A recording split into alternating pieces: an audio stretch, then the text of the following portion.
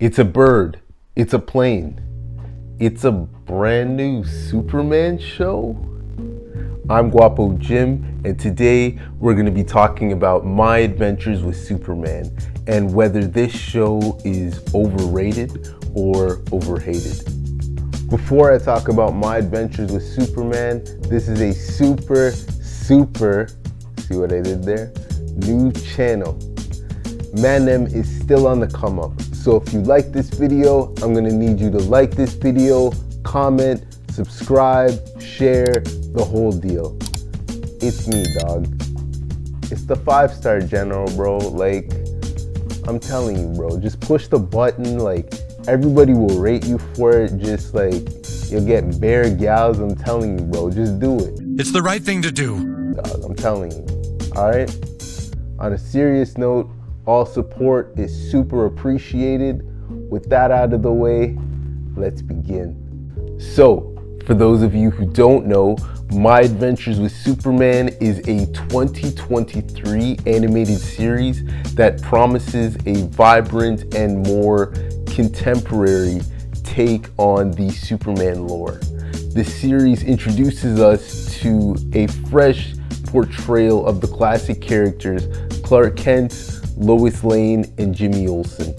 The show, it centers around their lives, friendships, and adventures within the city of Metropolis.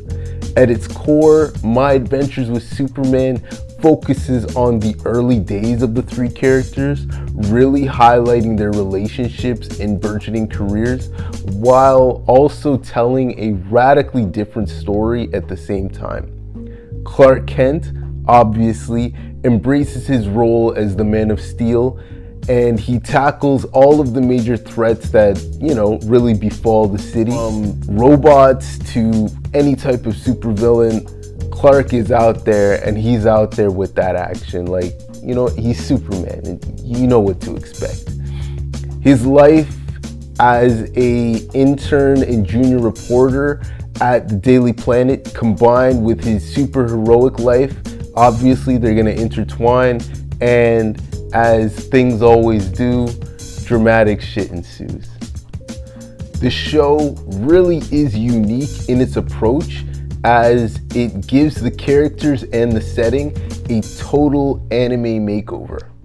Not just in terms of art direction, but in terms of the general themes and the tropes as well. Any anime would not be complete without mech suits and flashy transformations, and this show, it definitely has them in spades. The action sequences, they go in. I'm not gonna lie, they really do go in. And if you're a nerd for that comic book shit like I am, you're really gonna be happy with all of the Easter eggs that you'll see. Maybe not in each episode, but like, there are some episodes where you see some things and you're like, oh damn, like, okay, these guys, that's a deep cut still, like, I see you. Now, we're gonna get to the not so good news. Because this series aims to provide a modern and engaging take on the characters, it changes things up quite considerably. I always feel weird talking about these situations, but damn it all to hell, I'm gonna stand on my soapbox because it really needs to be said. Hollywood, you guys, and I mean this from a place of true honesty, you guys really need to stop taking traditionally white characters and making them not white. Especially if you taking that character and changing their race, their new race isn't gonna add anything to the character in terms of character development.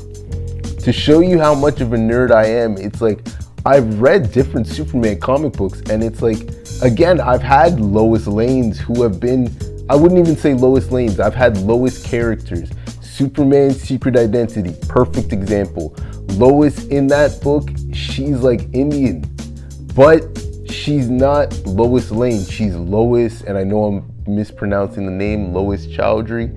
Any proper Indian people, please comment me down below. I know I'm disrespecting that, I'm so sorry.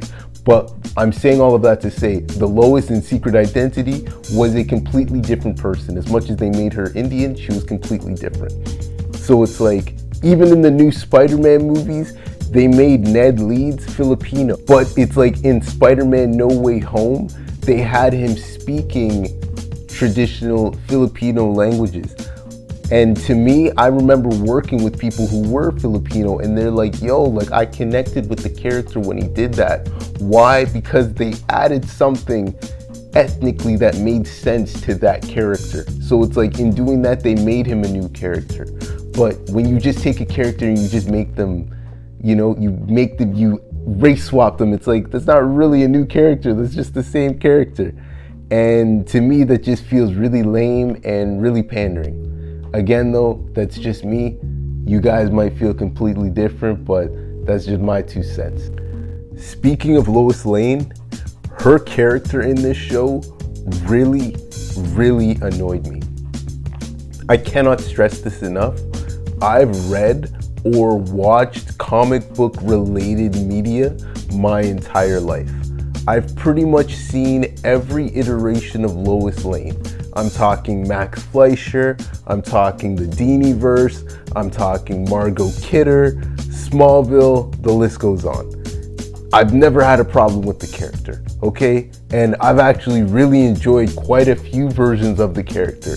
So anybody listening, don't turn this into an incel thing because it couldn't be further from the truth. This iteration though, my God. Oh my God.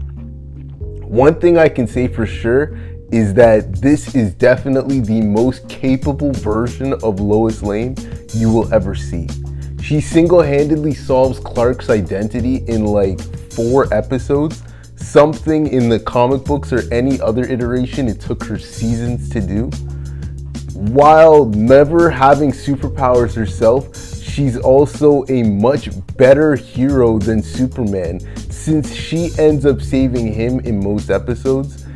I shit you not, there is literally a League of Loises. Like there's literally an episode based around the League of Loises. They literally could have called this show Lois Lane Saves the Day featuring Superman. That's basically what it is. I'm not even gonna talk about Jimmy Olsen just because of how much he frustrated me in this show. Like, in all honesty, it's one of those ones, it's like, he doesn't even dignify a response. So we'll leave it at that. As for Superman himself, I feel like this show just did him such a massive disservice. Superman as a character is supposed to, whether it's right or not, he's supposed to epitomize masculinity to a degree. His name is literally Superman. He's supposed to be the best of us in every way. Everything that a man aspires to be. Superman is quite literally made to be like a wish fulfillment type of thing. This version of Superman though, he's a straight up bitch. Like, he cries, he's insecure. It's like, dog, like you're Superman, bro. Like, you could kill anybody without trying. I get that in this show they write that he just became Superman. He's still figuring out his powers, so he's not at like full strength yet. But like, every villain in this show is on his ass. Like, people are giving him the beats. Even villains who in the comic books should not be able to touch this guy. One thing that I know is that John Byrne, he set up a really bad precedent when he weakened Superman. For anybody who doesn't know, John Byrne was a writer way back in the day that, you know, made this classic storyline that significantly weakened Superman. Because Silver Age Superman, this guy could do anything. This guy was moving planets. This guy was out here doing the craziest comic book feats.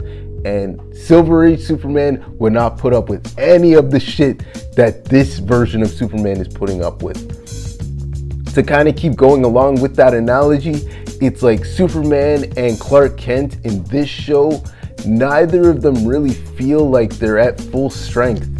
And it's only to their detriment. Before I forget, they even made this guy's transformation sequence look like Sailor Moon, bro. Like, don't get me wrong whatsoever. I love Sailor Moon as a little boy. So sus. But to see Superman on some Sailor Moon shit, how the mighty have fallen, yo.